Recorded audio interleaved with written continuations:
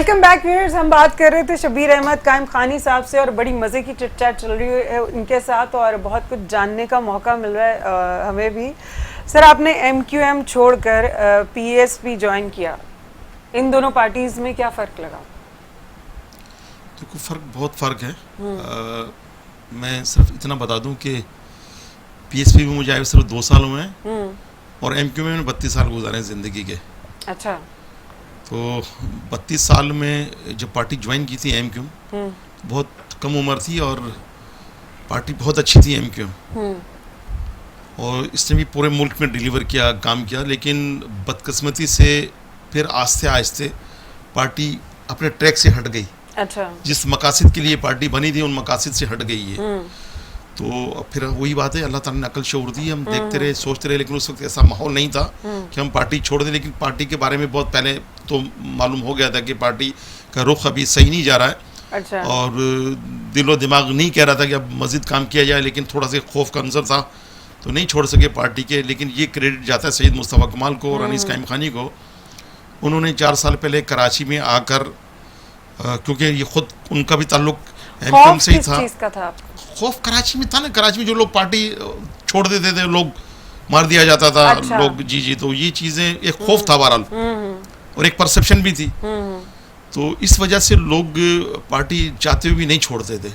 तो ये खौफ ख़त्म किया। हालांकि इस शहर में उस वक्त पुलिस भी मौजूद थी, इस शहर के अंदर लॉ इन्फोर्समेंट एजेंसी भी मौजूद थी, वो भी अपना रोल प्ले कर रही थी। लेकिन उसके बावजूद भी कराची में आए दिन कत्ल गारत गिरी अरूज पे थी। लेकिन अल्हम्दुलिल्लाह के सैयद मुस्तफ़ा कमाल और अनीस कायम खानी ने आकर कराची में ये आवाज़ उठाई और अपनी जान हथेली पे रखी, क्योंकि उस वक्त MQM के खिलाफ बात करना अपनी जान, अपनी मौत को दावत देने के मुतरादिफ था। बिल्कुल बिल्कुल। लेकिन इन्होंने ये काम किया जिसकी वजह से कराची में लोगों का खौफ ख़त्म हुआ। तो यही समझ लें कि फिर हमारा भी कुछ खौफ ख़त्म हुआ और फिर हमने देखा कि वाकई जाम है, वो रास्ता सही नहीं है। यही बात मुस्तफ़ा कमाल कह रहे थे कि भाई ये रास्ता सही नहीं है। मैं दावत दे, खुदा न खास इस रास्ते से हटें, आप अच्छा रास्ता चुने।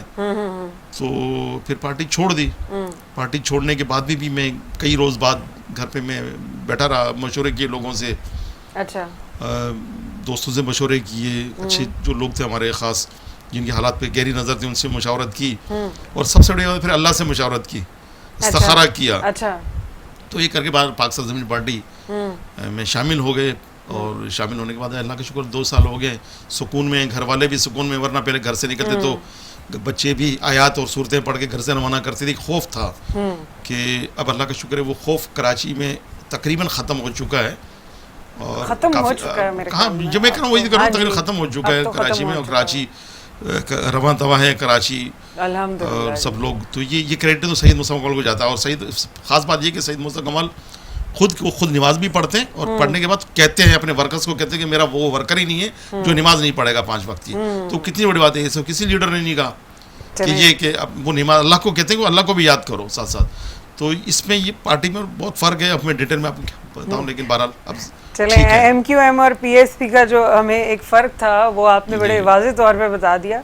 आप क्या समझते हैं, स्टील मिल से लेकर दूसरे इदारों तक प्राइवेटाइज करने से मुल्क की मौशियत बेहतर हो सकती है?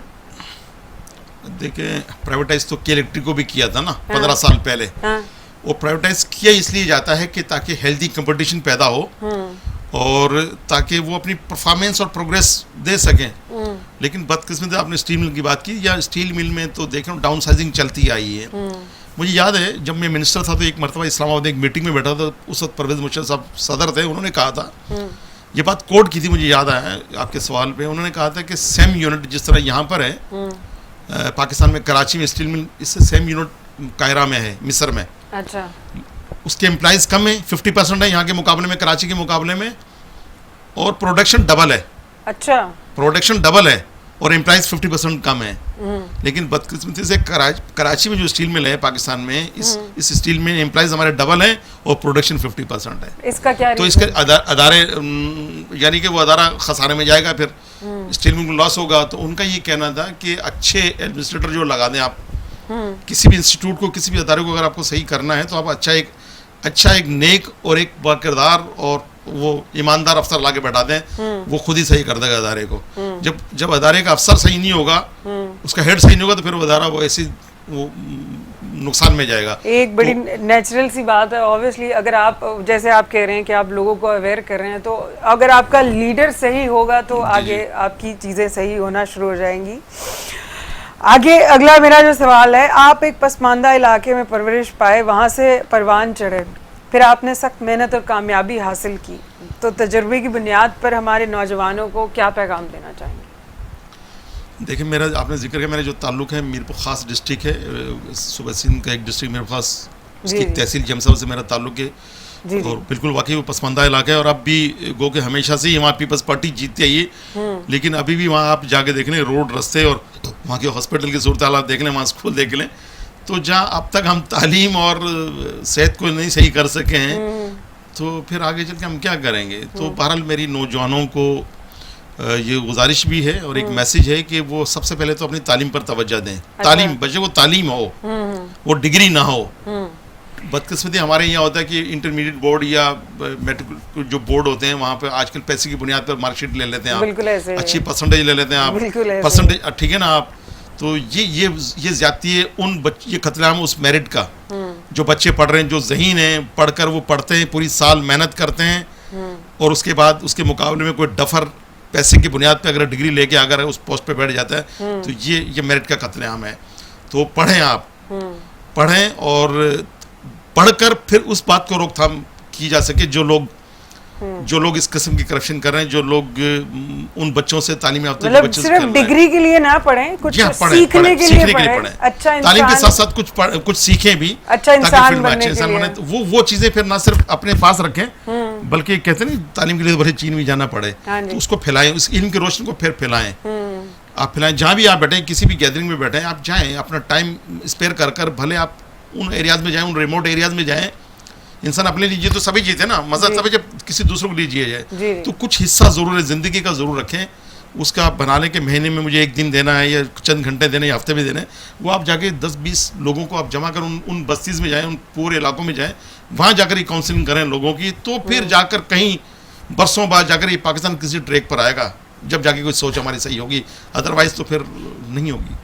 आपका बहुत बहुत शुक्रिया सर। हमारे साथ थे शब्बीर कायम खानी साहब, और इनसे बहुत अच्छा लगा बात करके। मैं मिलूंगी आपसे अपने अगले शो में एक नए गेस्ट के साथ। इसी के साथ अपनी होस्ट कर दीजिए इजाज़त। अल्लाह हाफिज़।